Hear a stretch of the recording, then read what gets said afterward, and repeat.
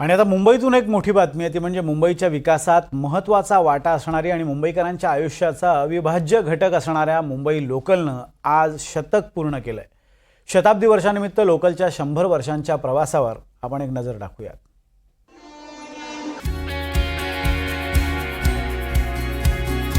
मुंबईच्या लाईफलाईननं आज 100 पार केली आहे।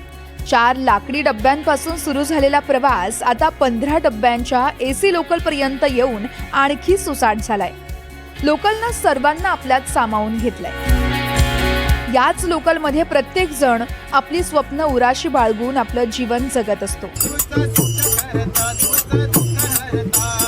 सण, उत्सव, भजन सगळं काही लोकलमध्येच। 3 फेब्रुवारी 1925 याच दिवशी पहिली विद्युत उपनगरीय रेल्वे गाडी सुरू झाली होती। या दिवशी कोळशाचं इंजिन सोडून मध्य रेल्वेच्या CSMT ते कुर्ला स्थानकादरम्यान पहिली उपनगरीय रेल्वे विजेवर धावली। तेव्हाचे विटी अर्थातच आताचं छत्रपती शिवाजी महाराज टर्मिनस ते कुर्ला असा 16 किलोमीटरचा लोकलनं पहिल्यांदाच टप्पा पार केला आणि आता मात्र दररोज 300 किलोमीटरचा प्रवास आपली मुंबईची लोकल करतेय। वाफेवर चालणाऱ्या इंजिनपासून सुरू झालेला प्रवास आता एसी लोकल पर्यंत पोहोचला आहे। 1925 साली 4 डब्यांची लोकल होती। 1927 साली 8 डब्यांची लोकल झाली, तर 1961 मध्ये 9 डब्यांची, 1986 मध्ये 12 डब्यांची लोकल, 2016 मध्ये 15 डब्यांची लोकल आणि 2020 मध्ये 12 डब्यांची एसी लोकल झाली। मध्य रेल्वे ही भारतातल्या रेल्वेची आणि इलेक्ट्रिफिकेशन या दोन्ही गोष्टीच्या सुरुवातीचं स्थानक आहे। भारतीय रेल्वेची जी सुरुवात झाली ती 16 एप्रिल 1853ला त्यावेळेसच्या बोरीबंदर, ज्याला आपण आता छत्रपती शिवाजी महाराज टर्मिनस म्हणून ओळखतो, त्यापासून ठाणेपर्यंत चालली होती। याचसोबत इलेक्ट्रिफिकेशनची जी सुरुवात झाली ती आपल्याकडनं त्यावेळेस ज्याला व्हिक्टोरिया टर्मिनस म्हटलं जायचं त्यापासून कुर्लापर्यंत हार्बर लाईनवरती पहिली जी गाडी चालली ती 3 फेब्रुवारी 1925ला चालली।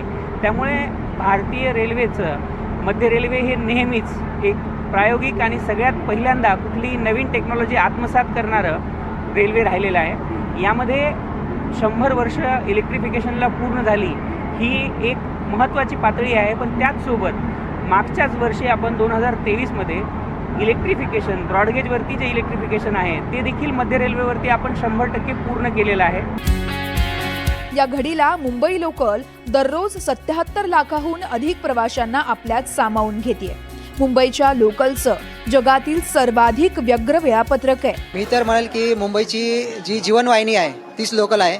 जर 100 वर्षाचा हा जर टप्पा बघितला आपण तर इलेक्ट्रिकल ट्रेन्सचा, त्यामध्ये आपण आज बघतोय की कुठून ट्रेन कुठपर्यंत गेली आहे। म्हणजे आपण बघितलं की 6 डब्यांच्या ट्रेनपासून आज 15 डब्यापर्यंत ट्रेन जात आहेत।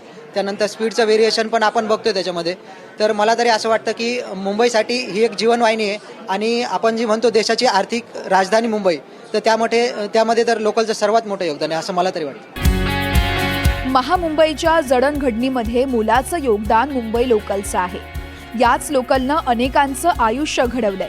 काळानुसार लोकलनंही स्वतःची रूपं बदलली आहे, पण मुंबईकरांच्या वेगाला मात्र गतिमान ठेवलं आणि अविरतपणे ठेवत आहे। मुंबई लोकलला आज 100 वर्ष पूर्ण झालेत। मुंबईची ओळख आर्थिक राजधानी म्हणून आहे, मात्र या आर्थिक राजधानी होण्यात मुंबई लोकलचा सुद्धा मोठा वाटा आहे। मुंबई लोकलनं कधी जातपात पाहिली नाही, धर्म पाहिला नाही। प्रत्येकाला घेऊन त्याचा प्रवास वेगवान कसा होईल, त्याचं आयुष्य वेगवान कसं होईल याचाच विचार मुंबई लोकलनं केला आहे। आणि त्यामुळेच मुंबई लोकलची आज 100 वर्ष झाल्यानंतर मुंबईकरांच्या अशाच भावना आहेत की मुंबई लोकल आमच्या आयुष्यातील अविभाज्य घटक आहे। व्हिडिओ जर्नलिस्ट गौरव नाईकसह विशाल पाटील, NDTV मराठी, मुंबई।